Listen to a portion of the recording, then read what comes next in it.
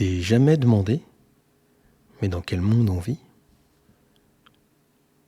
Est-ce que les gens qui réussissent, ils n'ont pas un secret par hasard? Une formule magique? Pourquoi depuis des milliers de millénaires, on regarde le ciel et les planètes? Les planètes, elles n'auraient pas une influence sur nous? Déjà sur les marées, oui, c'est sûr. Sur les animaux aussi, oui. Alors pourquoi pas sur les finances? C'est quoi le rapport avec les cryptos? Et pourquoi d'ailleurs on dit to the moon? Alors est-il possible de prédire, prévoir, anticiper l'avenir? En tout cas, ça ne te coûte rien de regarder cette vidéo. Aujourd'hui, on va voir ce que la voyance peut nous dire sur les cryptos.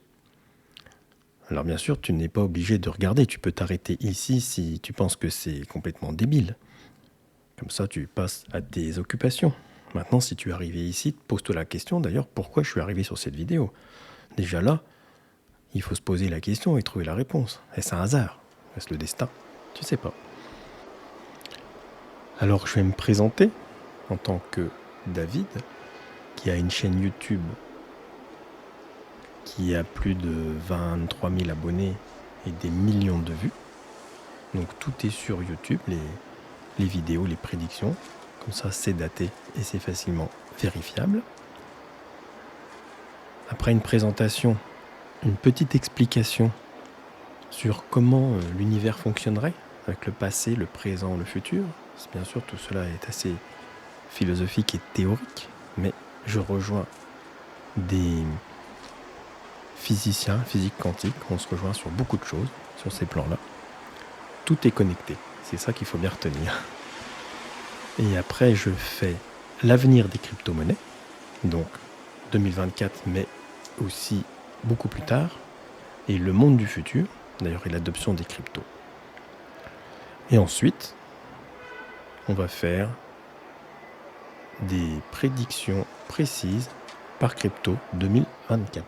Voilà, donc il y a du Bitcoin, il y a pas mal d'altcoins. Alors, je le répète, tu n'es absolument pas obligé de rester là. C'est un angle différent, un angle de vue complètement différent de ce que tu peux voir. Fais-toi tes opinions personnelles, suis ton intuition, tu accumules de l'information de plusieurs personnes et surtout, ce sont après tes choix. C'est les choix que tu fais qui te font avancer dans la vie. Et c'est là que tu vois que l'intuition a une certaine importance, y compris dans les affaires, car bien souvent, les gens qui créent des choses, les gens qui font des affaires sont des gens qui ont anticipé. Ils ont toujours anticipé, toujours eu un temps d'avance. Est-ce qu'ils consultent? Peut-être. Peut-être que oui, peut-être que non. En tout cas, ils écoutent quelque chose, ils se connectent à quelque chose de façon à sentir la tendance. Je vais passer sur une caméra pour commencer la présentation, les explications. Alors qui suis-je? Je suis David. David et j'ai une chaîne YouTube qui s'appelle Les Cartes en Main, où je fais des prédictions, des tirages de cartes. Enfin, ça va un peu plus loin que ça. On explique un peu peut-être dans quelle réalité nous sommes. Et l'avantage de cela, c'est que avec des vidéos, elles sont datées. Et comme ça, on peut vérifier si ce qui est dit dedans est vrai ou pas. Mon parcours. Écoute, j'arrive à un âge où on fait un peu ce qu'on veut. C'est-à-dire que dans la vie, on est emmenés tous vers quelque chose qui ne dépend pas forcément de nous, dans notre éducation, et ainsi de suite. Et moi, j'ai été très vite à mon compte entrepreneur, mais j'ai aussi travaillé dans des grosses sociétés et très longtemps dans l'immobilier. J'ai 15 ans d'immobilier derrière moi, donc assez fasciné par l'investissement, mais aussi l'indépendance. Donc, des choses assez matérialistes, mais qui m'ont un peu éloigné peut-être de ma connexion à moi-même, Alors à un moment, je me suis reconnecté. Alors évidemment, il m'est arrivé des choses qui me font questionner sur euh, qu'est-ce qu'on vit vraiment. Et un jour, j'ai décidé de vraiment arrêter cette vie de fou pour me reconnecter à moi-même. Et tout s'est illuminé d'un seul coup. En fait, tout s'est déroulé facilement, hein. D'ailleurs, je crée une chaîne YouTube à 52 ans qui explose. Personne, voilà, c'est quasiment des choses. Si je l'avais dit à quelqu'un, on m'aurait dit ça va pas marcher, voilà. Et en fait, ça a marché. Alors, qu'est-ce que je fais exactement aujourd'hui? Ça n'a pas de nom. Ça serait trop mettre dans des cases. Je, j'a- la réelle chose, c'est que j'accompagne des gens. C'est-à-dire que des gens viennent me consulter en visio, là, comme ça, en face à face, ou en téléphone, sur des problématiques, et on essaye d'aller éclairer leur chemin pour qu'ils aillent vers leur meilleur futur. C'est-à-dire que j'accompagne les gens pour qu'ils aillent vers leur meilleur futur. Donc, je fais aussi des vidéos sur YouTube. Donc, j'ai des vidéos que je fais 2, 3 fois par semaine sur des choses qui peuvent être des prédictions, hein. Donc, j'ai fait, par exemple, les élections présidentielles. J'étais à l'envers des sondages au tout départ. Là, c'est facile de vérifier ce qui est vrai de ce qui n'est pas vrai. La Coupe du Monde de football, enfin, il y a certaines disparitions. Les vidéos sont toutes sur Internet, donc elles sont facilement vérifiables. Et j'ai aussi créé, avec, donc pas seul bien sûr, avec quelqu'un, une intelligence artificielle qui répond aussi à ces questions-là. Donc qui éclaire le futur, c'est-à-dire qui répond à des questions. Tu poses une question, il y a un tirage de cartes parce qu'on s'appuie sur quelque chose et ça répond à la question. Ma spécialité, c'est bien les cartes. Elles sont là.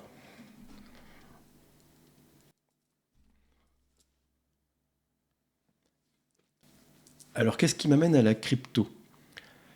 C'est un peu naturel. C'est-à-dire que déjà, quand le Bitcoin est apparu, moi à l'époque j'étais encore dans l'immobilier et ça m'a tout de suite perturbé. C'est-à-dire que tout de suite je me suis dit, tiens, c'est quoi ça?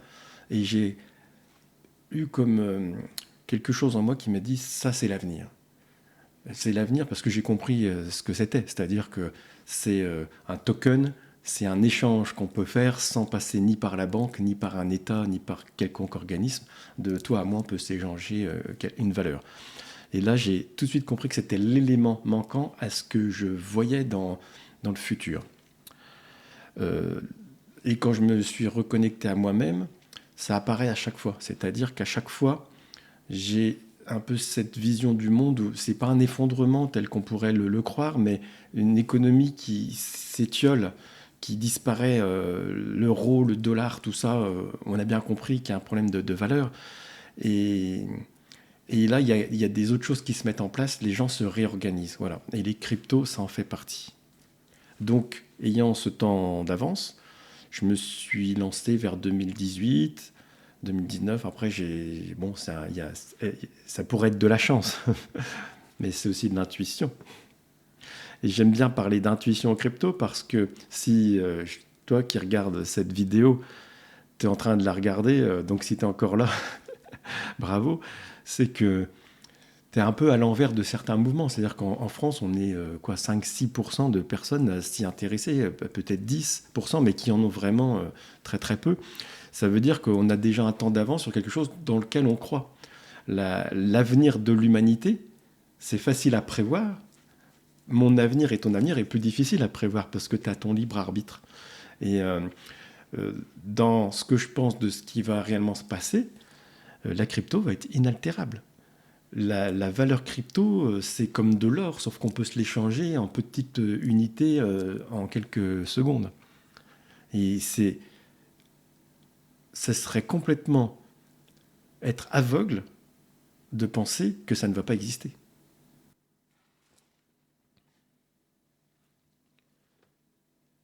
Alors tu voudrais savoir comment ça fonctionne, l'univers tel que je le pense, et pourquoi on pourrait prédire des choses. On va le faire en quelques secondes. Euh, La croyance étant qu'il y a un passé, un présent, un futur, c'est un peu faux, nous sommes que uniquement dans un instant présent. Il n'y a que ça qui existe, le reste n'existe pas. Par contre, croire que le futur se crée au fur et à mesure qu'on avance dans notre chemin, c'est faux.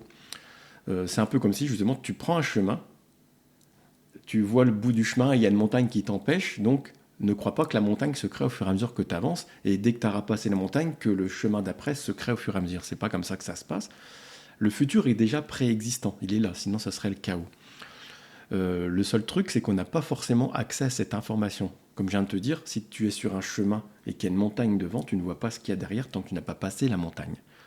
Et ben le temps, ce serait pareil. Pour moi, le temps, il n'existe pas réellement. C'est nous qui avançons vers quelque chose, ou c'est ce futur qui vient à nous. Voilà, ça, c'est à définir.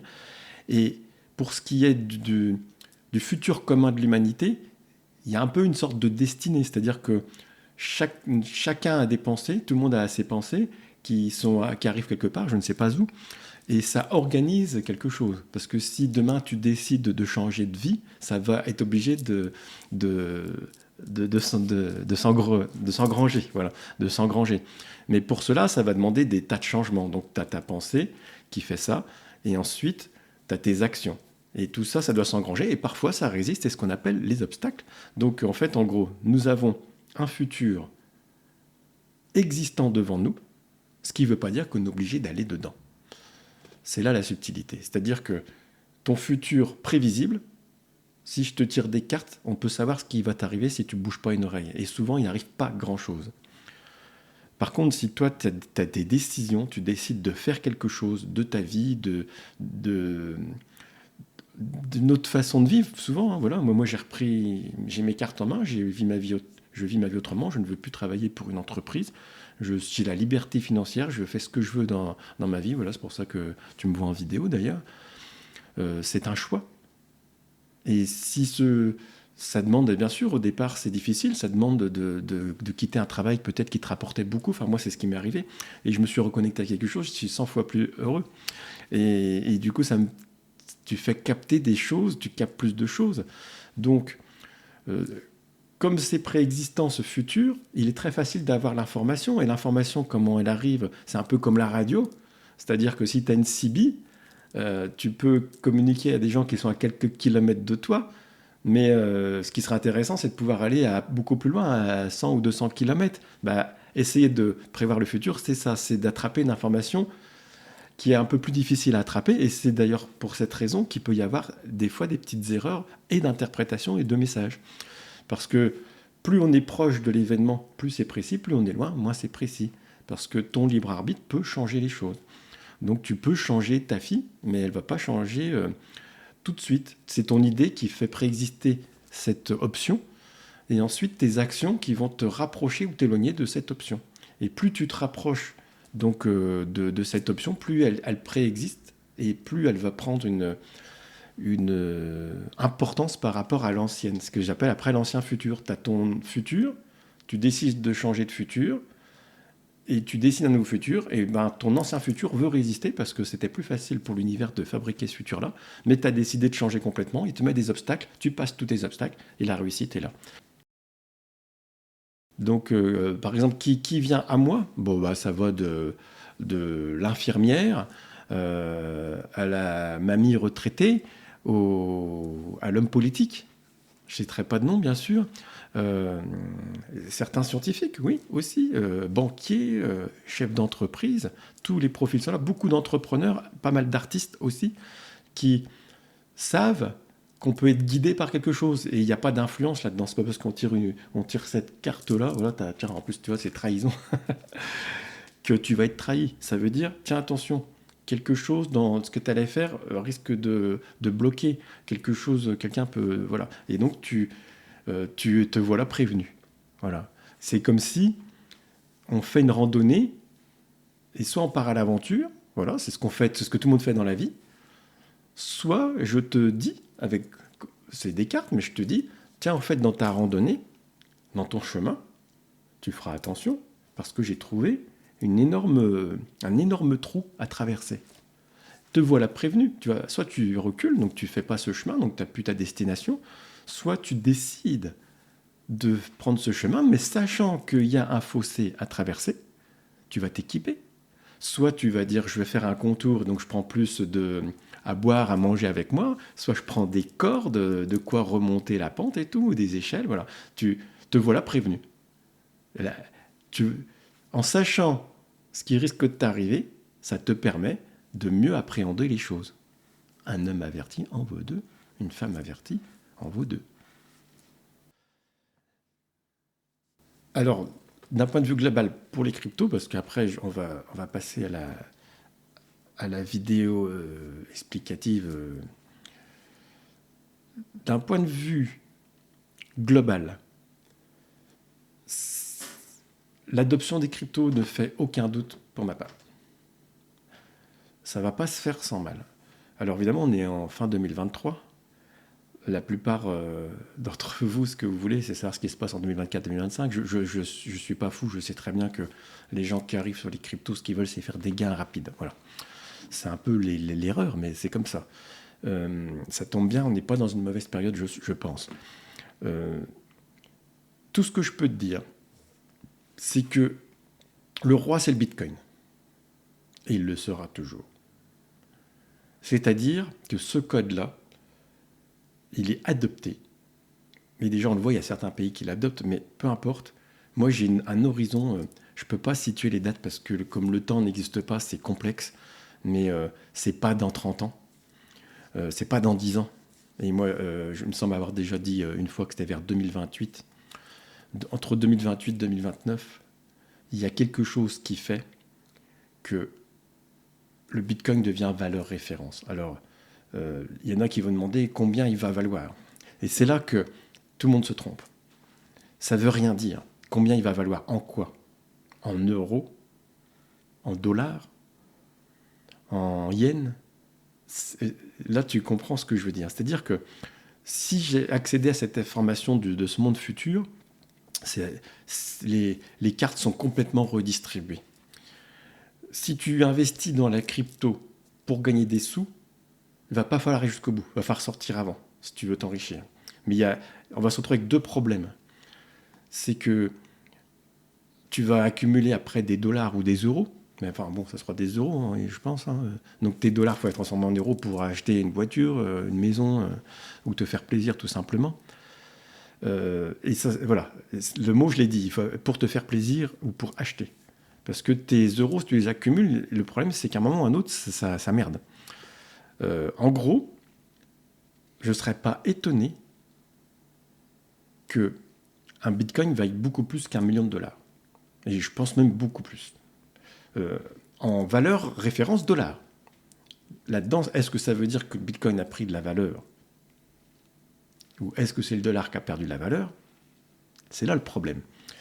C'est que il y a un moment ou un autre, quand ça va basculer, donc le bitcoin devenant une valeur référence, on va compter plutôt il va être redivisé, c'est-à-dire qu'il va y avoir un nouveau code, c'est-à-dire que il y aura toujours le bitcoin, mais on va utiliser des nouvelles unités. Et justement, c'est pour ça que je pense que ça arrivera vers le million. Ce sera plus facile de le recouper, en fait. Quand un bitcoin vaudra 1 million de dollars à peu près, il suffira de dire un millionième de bitcoin, on y trouvera un nom d'ailleurs, correspond à peu près à 1 dollar, ce qui sera plus facile pour se repérer. Mais ça, après, en quelques semaines, tu te repères, tu parles d'une nouvelle valeur. Qu'est-ce qui va se passer? Ce que j'ai compris, ce que j'ai ressenti, la vision que j'en ai eue, c'est que, bon, déjà, 2024-2025, oui, on va avoir des records. Oui. Les prix, je les ai déjà donnés. On va passer les 100 000. Ça va être... j'ai le prix exact, je crois que c'est 118 000, me semble-t-il. Je ne sais plus si c'est fin 2024 ou début 2025, mais ça, c'est pas très important. Ensuite, il y a un énorme trou derrière. Et on a une remontée dans le même bull run, d'accord? Et là, le point le plus haut, c'est 160, 170 000 dollars. Mais attention, c'est compliqué. Parce qu'il y a déjà des gens qui veulent s'approprier le Bitcoin à ce moment-là. C'est ça qui fait un truc étrange. Il y a, c'est marrant parce que c'est aujourd'hui que, en marchant, les choses se précisent. Je pensais que c'était peut-être un État. Un État va commencer à vouloir accumuler du Bitcoin. Parce que si le Bitcoin c'est la liberté, tant que toi et moi on en a, on fait ce qu'on veut. On n'aura pas besoin des banques s'il y a quelque chose qui se passe. Mais ça ne plaît pas forcément à certaines personnes, à certains dirigeants.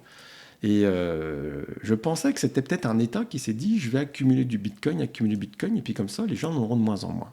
Ce qui fait augmenter sa valeur, c'est pour ça qu'il va être tiré vers un prix assez haut. Mais ce n'est pas forcément ça. Ça pourrait être un GAFA, une entreprise comme Google, comme Facebook, ou peut-être autre chose, peut-être Elon Musk, ou un réseau social. Quelqu'un va vouloir, donc chacun va vouloir créer son token, voilà, ça c'est sûr, mais ça va pas forcément marcher comme il veut. Et avec la puissance, ou une banque, pourquoi pas, ou un groupement d'investissement, ils vont accumuler, de façon à ce que sur les 21 millions de bitcoins qui circuleront en définitive, c'est eux qui auront quasiment tout. Et forcément, à un moment ou à un autre, avec une valeur importante, tu vas vendre. Je vais vendre. Et c'est là que ça merde, mon truc. C'est parce qu'à ce moment-là, l'outil qui servait à la liberté ne le servira pas. Et pourquoi ? Parce que si tu regardes cette vidéo, c'est que tu as envie de gagner des sous. Et moi aussi. Et du coup, on a détourné la réelle fonction du Bitcoin qui était de se dépatouiller du système, alors que qu'est-ce qu'on fait ? Mais ça, c'est l'univers qui te met un coup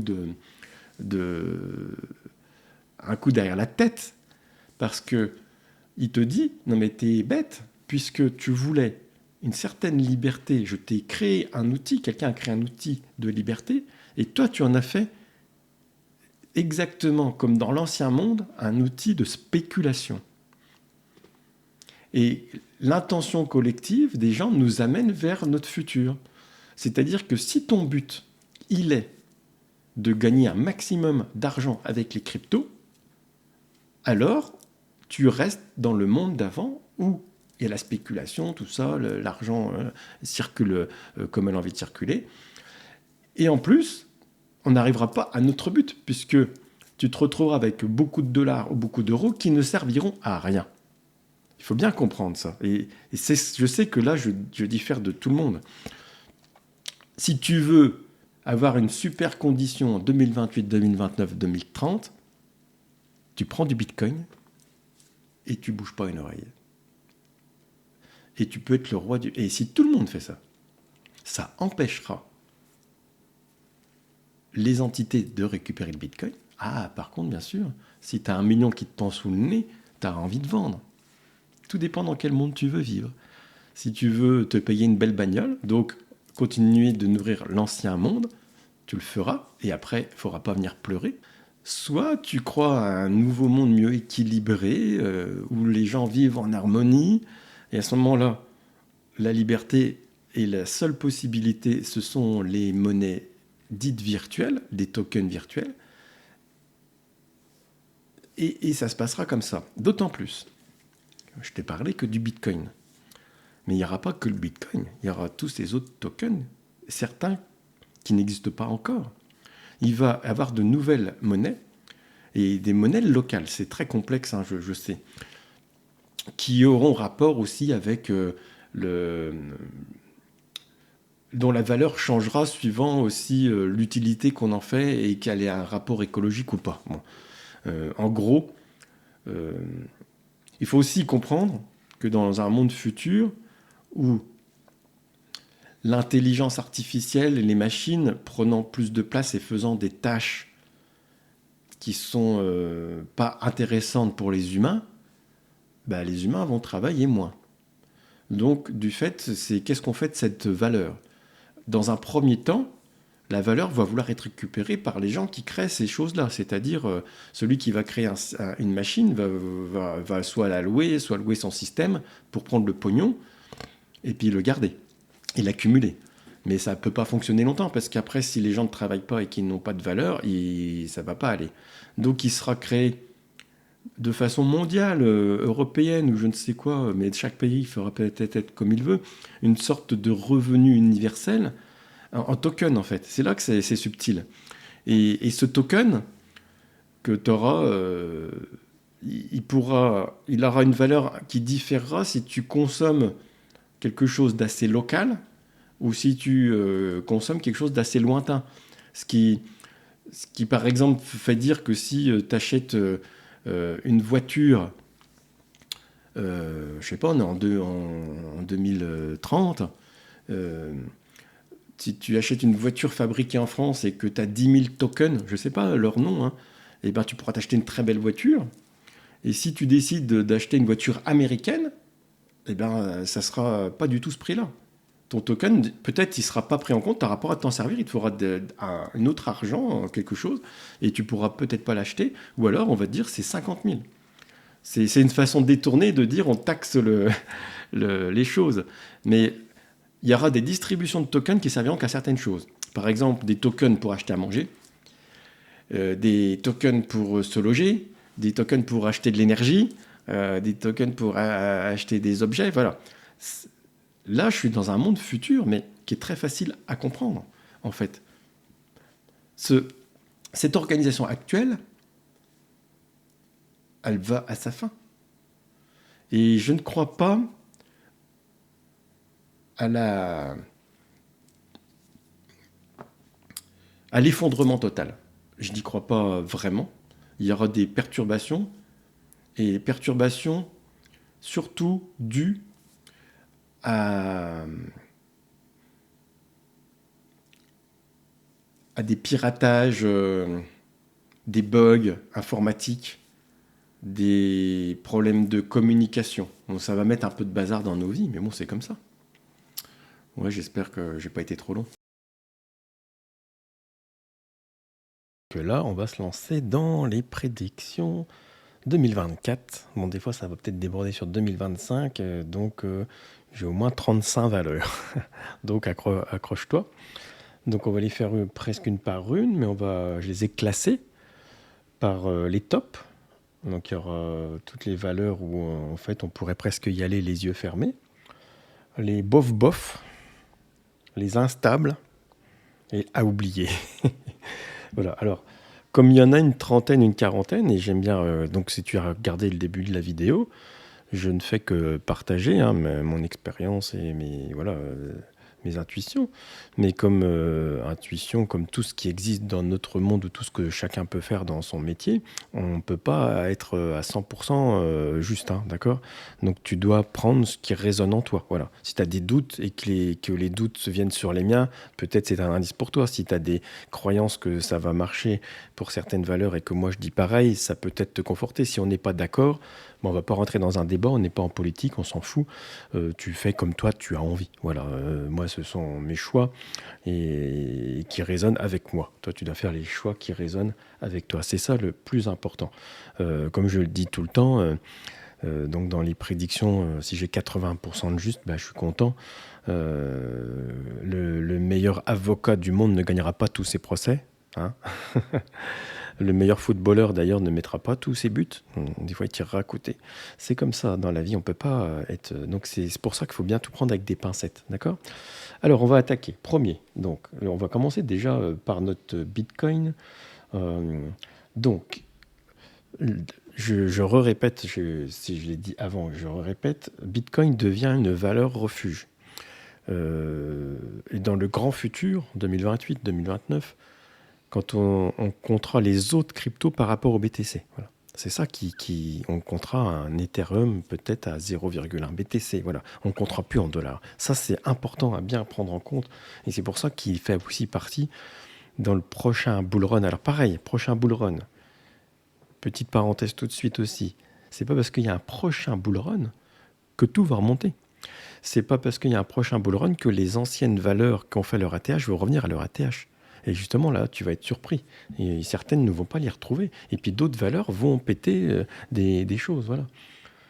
Le BTC, alors par contre, on va essayer de. Sur celles qui montent, j'ai des prix. Les autres, pas trop, parce que ça sert à rien de donner des prix sur des choses qui vont baisser. Alors, le BTC, qu'est-ce que je dis? Bien sûr, on va dire 2024. Alors 2024, je vais rester un peu sur ce que j'ai dit. Là, on est aujourd'hui, donc on est le 15 décembre et on est à 41 759.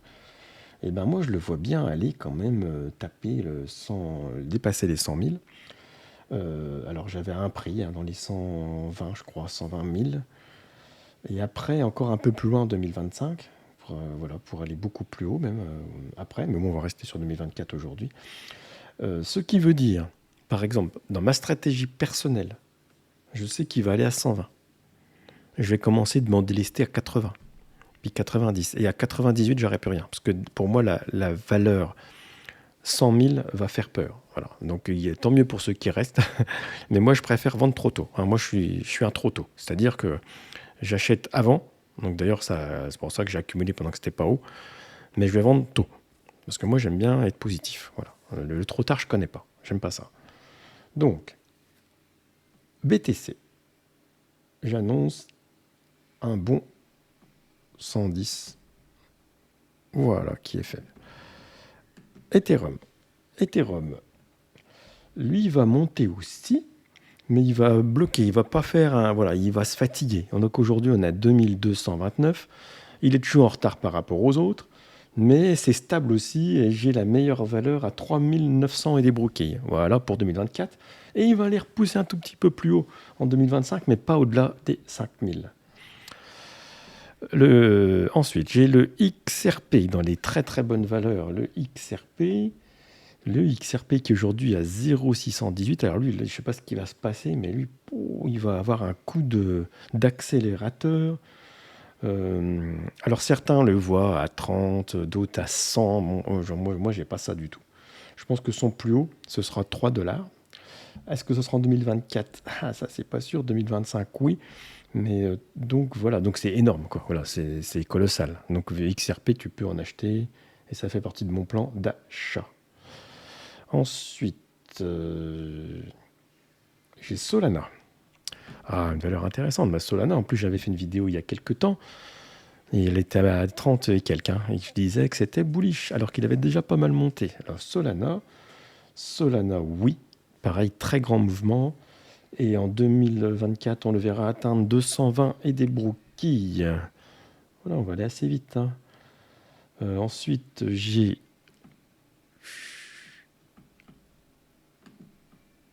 Alors, je vais le marquer là. On va faire le EGLD, parce que je vais dans l'ordre de mon... Il est là, le multiverse, qui est aujourd'hui à 60,25. EGLD, oh là là, c'est pas mal non plus. Donc lui, je le vois aller pas loin des 400. Voilà, qui est intéressant. Allez, après j'ai le CRO. Je suis dans celles qui montent, on est d'accord, qui sont des bonnes valeurs. Le CRO qui, regarde, il est presque à 0,1. Mais non, il a 0,999. Le CRO 2024. Alors lui, par contre, à très long terme, il est super bullish. Donc, accumuler du CRO, c'est bon. Je pense que crypto.com, c'est une bonne plateforme qui a des fondamentaux, qui n'est pas la moins chère. Et donc, c'est peut-être une raison pour laquelle elle est plus solide. On ne promet pas de monts et merveilles. Et du coup, il y a un modèle économique clair. Et moi, après, que par intuition, j'ai sorti un 0,20 en 2024, donc qui doublerait sa mise. Mais bizarrement, 2025, presque à 0,60. Alors, je ne sais pas si ça monte fin de l'année ou quoi. Mais donc, déjà, c'est du costaud. Voilà. Ensuite, on va faire l'Illivium, ILV. Lui, qu'est-ce qu'il nous dit? Aujourd'hui, il a 97,82. Alors là, c'est pareil, c'est des trucs de fou, ça. Ça, c'est des trucs de fou. En 2025, peut-être, il ira taper les 1000. Ce qui veut dire que je n'ai pas réellement son prix en 2024, mais il va être dans cette montée-là. Même s'il a déjà beaucoup monté, il continue sa montée. Dans les bullish toujours, nous avons le Matic Polygone. Polygone qui est aujourd'hui à 0,859. Qu'est-ce que j'ai noté là-dessus? Wow, c'est colossal ça.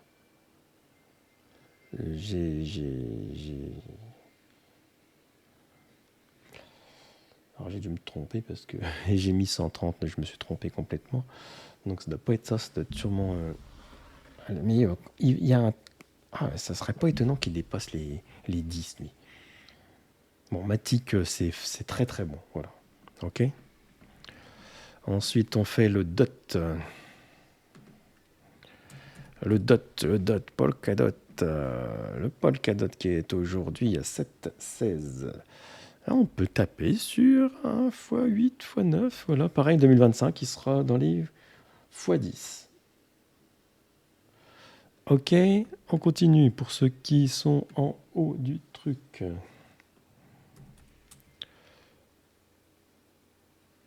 Le Casp, oh là là, cette valeur de fou, cette valeur de fou. Alors en plus, alors lui, c'est le plus bullish de l'année déjà, enfin dans le top 10. Dans le voilà, on a 2100, et ben malgré cette hausse colossale, donc aujourd'hui il est à 0,121. Et ben tu peux taper encore pour multiplication par 6 pour ce 2024. Ah, je suis précis, hein. On n'est pas dans le peut-être que si ça monte, il va falloir faire ci, il va falloir faire ça. Là, on est. On est Alors, qu'est-ce que je voulais faire? À tort. À tort. Oula.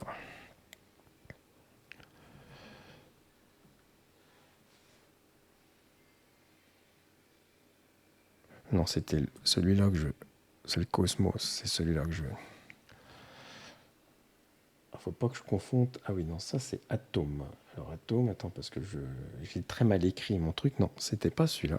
Atom, je vais le faire, mais il n'est pas dans. C'est bien Hathor Protocol. Hathor Protocol, qui est aujourd'hui à 0,842.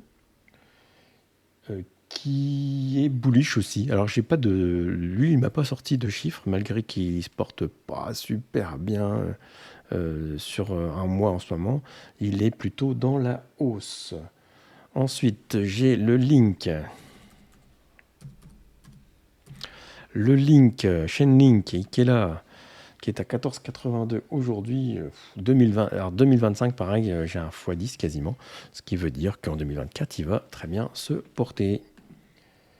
On a le Ocean Protocol qui est là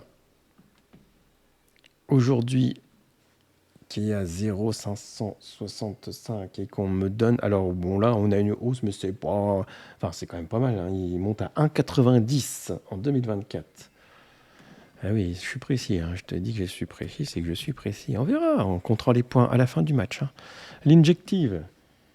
L'injective eh ben, il va plafonner, lui.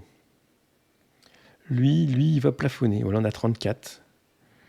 Il a déjà beaucoup monté, mais lui, en fait, en 2024, il va atteindre un petit 40, voilà. Mais il n'ira pas beaucoup plus haut. À savoir, hein, NDN. Ah, je ne l'ai pas celui-là. Je ne l'ai pas noté là.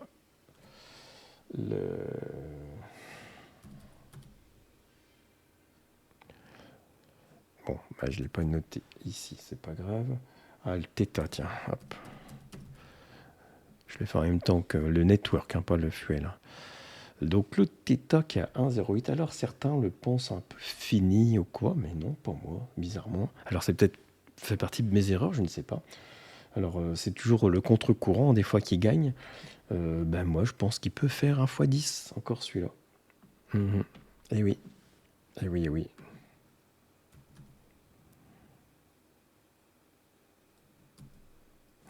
Celui-là, on est là, le ANKR, qui est aussi une bonne valeur et qui va faire un x10 aussi, 0,22 j'ai.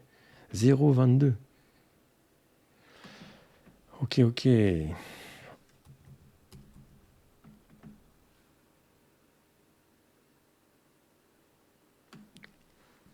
Là, on a une valeur aussi AAVE qui serait pas mal du tout. Et j'ai le XLM que j'avais noté. Stellar, XLM 0,125, qui lui, il est assez stable. Voilà, assez stable. Alors après, dans les bof-bof, c'est-à-dire ceux qu'on pense en plus qui ont des bons fondamentaux, qui ont des bons trucs. Alors celui, je sais, ou celui que vous n'allez pas être content, la plupart, c'est le AVAX.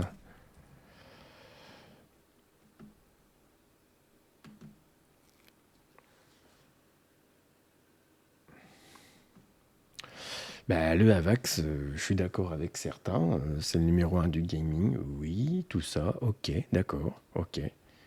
Mais moi, je suis désolé, dans mes cartes, j'ai un problème. Et c'est comme si c'était un piège. C'est comme s'il y avait un problème administratif ou un problème de justice. Ce qui fait que là où tout le monde l'attend à ce qu'il fasse un x10, x20, fois je ne sais pas combien, il est peut-être numéro 1 du gaming, oui. Mais c'est pas pour ça que c'est lui qui va monter plus. Et ben moi, franchement, je pense pas qu'il faut en acheter. Voilà. C'est une déception. Après, tu fais comme tu le sens. J'ai Ada Cardano. Ada Cardano, bof. Donc, tout ce que je vous dis là, c'est des trucs qui, pour moi, ne vont pas monter, voire même baisser. D'accord ? Ou qui ne suivront pas le mouvement du bull run, ou ainsi de suite. De toute façon, tout cela ne retourneront pas à leur ATH. J'ai aussi le Bitcoin Tao. Je sais, pareil, il y a des fans. Ça a fait un peu comme des partis politiques. Les AVAX, les Tao, tout ça, ils sont à bloc. Sauf que c'est pareil. Je suis désolé. Je n'ai pas un très long terme. J'ai pas une valeur à long terme. Voilà. Ils font partie des bof. Le GRT, donc plutôt des trucs qui sont pas terribles. Le GRT, c'est pareil. Je n'en achète pas. Algorand, pareil. Je n'en veux pas. Alors, certains m'ont demandé le Sand, il fait partie des bof. J'en veux pas non plus. Alors, tout à l'heure, on a mis le Atom, sans le faire exprès. Eh bien, le Atom Cosmos fait partie, pareil, de ces gens qui n'iront pas très haut, qui ne sont pas des bonnes valeurs, qui seront des oubliés, qui seront des décevants. Le CKB, il existe là-dedans, oui. Alors, le CKB, c'est même plutôt un flop. C'est pire qu'un truc qui monte pas. J'ai le Jasmy. Le Jasmy, c'est pas bon. Alors après, il y a des valeurs, évidemment, on se doute bien qu'elles sont pas terribles, comme celle-là, le Terra classique. Alors lui, c'est pareil, tous ces flops que je vous donne, là, tous ces moyens, ils vont avoir des sursauts. Donc attention de ne pas vous faire piéger. Dans la même lignée, j'ai le LTC qui était pas mal, mais bon, pareil, il ne faut pas trop y croire à ça. Dans les instables, j'ai celui-là, bien sûr, parce que vous dites, il n'a pas parlé du BNB. Le BNB, voilà, BNB, c'est intéressant. Bon, je reste sur la position que j'ai. J'ai toujours, d'ailleurs, la vidéo que j'ai faite où je dis que Binance aurait des problèmes, c'était avant que ça se passe. Et après, les gens qui me connaissent personnellement savent qu'il y a 2 ans, j'ai dit ne laisse pas tes sous sur le Binance. Maintenant, tu fais ce que tu veux. Voilà. Moi, j'ai pas d'argent sur Binance. J'en ai plus depuis 2 ans. Donc, ce qui veut dire que alors, le BNB, je vais t'expliquer pourquoi il est instable. À long terme, c'est même quelque chose qu'il ne faudra plus avoir, d'accord ? Parce que ça risque même l'effondrement total. Mais ça ne va pas l'empêcher d'avoir une bonne petite période dans ce bull run. Alors, comme moi, je ne m'y intéresse pas et comme moi, je n'en veux pas et que je n'en achèterai pas, en 2024, je ne me positionne pas dessus, je ne peux pas te donner de prix. Mais il y a de fortes chances qu'il puisse avoir une petite flèche quand même. C'est pour ça que je l'appelle instable. Dans les instables, j'ai aussi le VET. Le VET. Les chaînes. Voilà. Lui, c'est un instable aussi. C'est-à-dire qu'on ne sait pas trop, il ne se positionne pas. Voilà. Le Doge. Le Doge est un instable. C'est-à-dire que le Doge, c'est pareil, le Doge. Bon, ça, c'est pour au moins, pour le coup, on sait qu'il n'y a pas de fondamentaux. Là. On sait que c'est vraiment une blague. Donc, en plus, très haut placé, hein, rang 10 quand même. Lui, attention, il va s'emballer. Il va s'emballer. Peut-être Elon Musk nous fait un coup. Mais après, vous allez tous vous faire siphonner. Voilà ce que ça dit. Et à oublier les deux, je sais, alors, malheureusement, c'est une que j'aimais bien à l'époque, parce que c'était un bon projet. Il y a le Mana Decentraland. C'est à oublier. Le One Harmony, c'est à oublier. Et puis, le dernier, le Casper.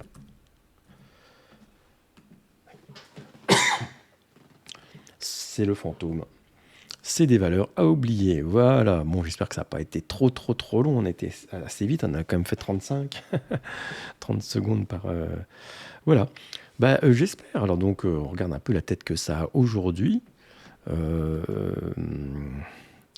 On est armé. Voilà, vous avez les cartes en main. Je vous les ai données. Peut-être j'ai tort. Voilà, peut-être j'ai tort. Mon portefeuille perso est composé à 40% de BTC, à 30% d'ETH. Déjà, comme ça vous donne une idée un peu de la proportion. Après, j'ai du Sol, du XRP, du CRO. C'est le Chrome que j'ai en troisième d'ailleurs, parce que je l'ai beaucoup accumulé. Et après, j'ai quelques autres petites cryptos qu'on ne peut pas trop détailler, ça n'a pas trop d'intérêt. Et j'ai aussi du stablecoin, parce que comme je l'ai mis dans une vidéo, j'avais vendu du BTC à 44. Enfin, j'ai vendu les cryptos quand le BTC est arrivé à 44, afin de stabiliser mes gains. C'est pas eu trop tort. Et puis comme là, le BTC, il est redescendu à 41. Bon, on va voir s'il se stabilise là ou s'il remonte. S'il remonte, tant mieux. S'il redescend un petit peu, je rachèterai ceux que j'ai vendus à 44. Bon, je dis, c'est pas des centaines de BTC, hein, ne soyons pas fous. Une partie de BTC. J'ai pas non plus un énorme portefeuille. Je vais pas vous raconter des histoires. On est là pour se faire un petit peu de sous dans ces moments-là et avec les éléments qu'on peut avoir. Voilà, écoute, si ça t'a plu, si t'es arrivé jusqu'au-là, alors là je te félicite d'arriver jusqu'au bout de cette vidéo et de mettre les likes, les commentaires et puis l'abonnement qui va avec, et je te dis peut-être à bientôt.